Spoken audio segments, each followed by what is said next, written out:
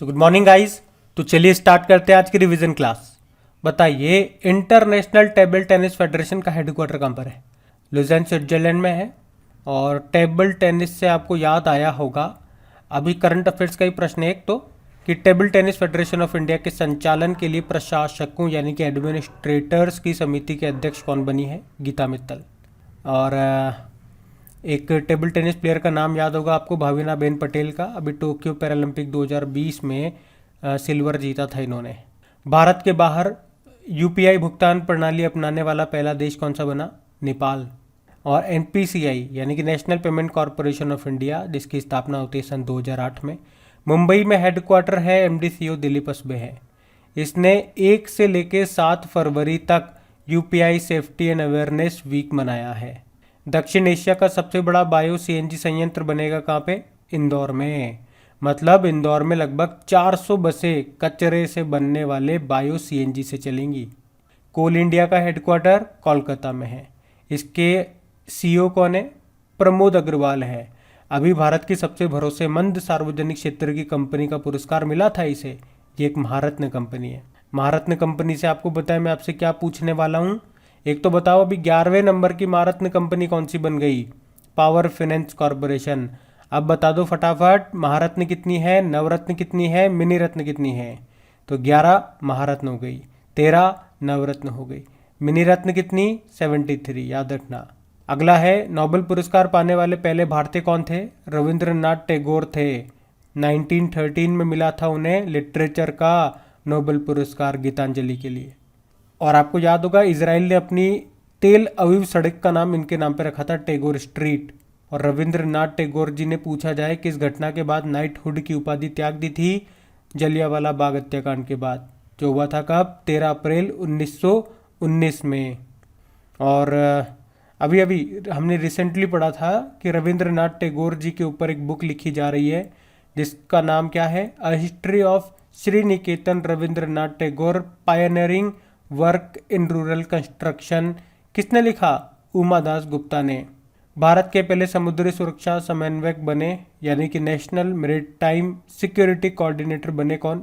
जी अशोक कुमार। और एक जी अशोक कुमार अलग हैं जो राष्ट्रीय स्वच्छ गंगा मिशन के डायरेक्टर जनरल थे। बताओ किस शहर ने अपना भविष्य का संग्रहालय म्यूजियम ऑफ फ्यूचर खोला है? तो दुबई। दुबई में आपको आईसीसी इंटरनेशनल क्रिकेट काउंसिल का हेडक्वार्टर मिल जाएगा। बताओ आईडीबीआई बैंक के हेडक्वार्टर कहाँ पर है? मुंबई में है। और इसके एमडीसीओ वापस से रीअपॉइंट हो गए, नाम है राकेश शर्मा। और इसकी टैगलाइन होती है बैंकिंग फॉर ऑल। मुंबई में हेडक्वार्टर है। राष्ट्रीय सुरक्षा सलाहकार national security adviser Ajit Doval. और डेप्यूटी नेशनल सिक्योरिटी एडवाइजर कौन बने थे अभी? विक्रम मिश्री। अच्छा, अगर पूछें मुख्य आर्थिक सलाहकार कौन बने थे? वी अनंत नागेश्वरन। और मुख्य वैज्ञानिक सलाहकार कौन बने थे? विजय राघवन। अच्छा बताइए, भारत के पहले नेशनल मैरीटाइम सिक्योरिटी कोऑर्डिनेटर कौन बने? ये वैसे मैंने ऊपर बता दिया था आपको, तो फिर से प्रश्न आ गया, तो आंसर होगा जी अशोक कुमार।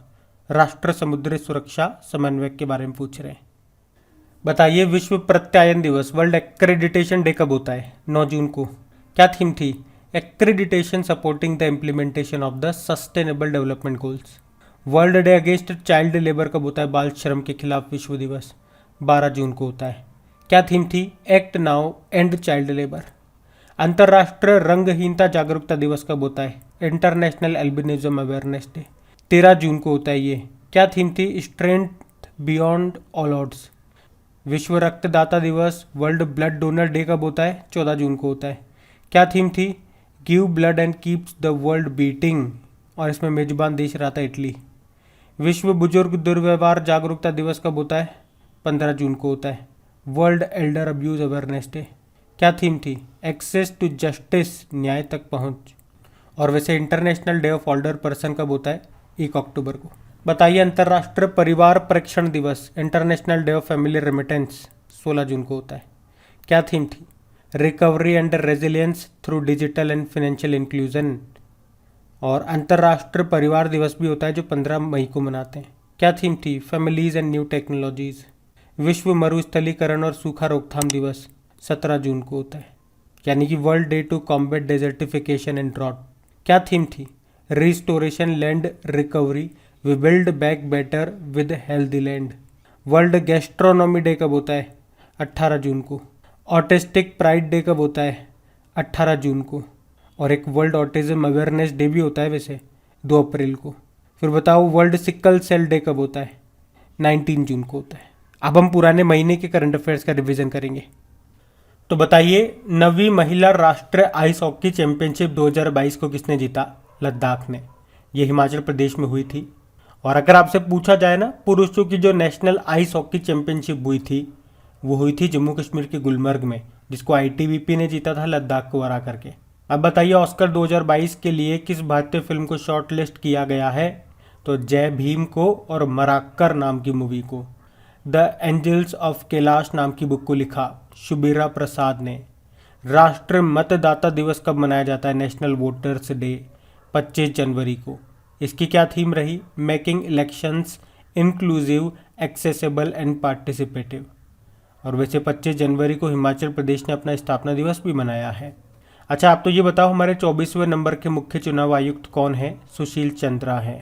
और स्वतंत्र भारत के पहले मुख्य चुनाव आयुक्त चीफ इलेक्शन कमिश्नर कौन थे? सुकुमार सेन थे। और पहली महिला में पूछेंगे तो रमा देवी थी। अच्छा बताओ, आईपीएल में जो नई टीमें बनी हैं, 2 नई टीमें हैं, एक तो लखनऊ और एक अहमदाबाद टीम। तो यहाँ पे पूछ रहे हैं कि लखनऊ टीम का नाम क्या हो गया है? लखनऊ सुपर जायंट्स हो गया है। और अहमदाबाद टीम का गुजरात टाइटंस हो गया। और लखनऊ सुपर जायंट्स के कप्तान हैं KL राहुल। और अहमदाबाद टीम यानी कि गुजरात टाइटंस के कौन है? हार्दिक पांड्या। बताइए, राष्ट्रीय पर्यटन दिवस की थीम क्या रही? Rural and community centric tourism. और नेशनल टूरिज्म डे तो आप जानते ही हो, 25 जनवरी को मनाते हैं। लेकिन एक वर्ल्ड टूरिज्म डे भी होता है, वो हम 27 सितंबर को मनाते हैं। और वर्ल्ड टूरिज्म ऑर्गेनाइजेशन का हेडक्वार्टर मिलेगा आपको मैड्रिड, स्पेन में। बताइए, हरियाणा और किस राज्य सरकार ने आदि बद्री बांध बनाने के लिए समझौता किया? तो हरियाणा और हिमाचल प्रदेश सरकार ने। और इसको बनाने का उद्देश्य है सरस्वती नदी में जल पहुंचाना, उसका कायाकल्प करना। बताइए, कौन सा देश विश्व में खीरे का सबसे बड़ा निर्यातक यानी कि एक्सपोर्टर बन गया? तो आंसर होगा भारत। अच्छा बताओ, आप अभी किस राज्य के मीठे खीरे को जीआई टैग मिला था? किस देश ने तेल रिसाव के कारण 90 दिनों का पर्यावरण आपातकाल लगाया था? तो आंसर होगा पेरू ने। ये साउथ अमेरिका का एक देश है जिसकी कैपिटल होती है लीमा, करेंसी है सोल, प्रेसिडेंट है पेड्रो कैस्टिलो। मेटा ने दुनिया के सबसे तेज कृत्रिम बुद्धिमत्ता वाले सुपर कंप्यूटरों में से कौन सा पेश किया? AI research super cluster. बताइए, राष्ट्रीय बालिका दिवस कब मनाया गया? नेशनल गर्ल चाइल्ड डे 24 जनवरी को। और अंतर्राष्ट्रीय बालिका दिवस ये 11 अक्टूबर को मनाते हैं। और अब आपको बताना है, 24 जनवरी को एक और डे होता है। कौन सा डे होता है बताओ? अगला है आपदा प्रबंधन में उनके कार्यों के लिए सुभाष चंद्र बोस आपदा प्रबंधन पुरस्कार 2022 के लिए चुना गया विनोद शर्मा को। और सुभाष चंद्र बोस जी की जयंती होती है 23 जनवरी को, हम उस दिन पराक्रम दिवस के रूप में मना रहे हैं। तो विनोद शर्मा को तो यहाँ पे व्यक्तिगत श्रेणी में चुना गया है और संस्थागत श्रेणी में गुजरात आपदा प्रबंधन संस्थान को। भारत की पहली पैरा बैडमिंटन अकादमी स्थापित की गई कहाँ पे? लखनऊ में।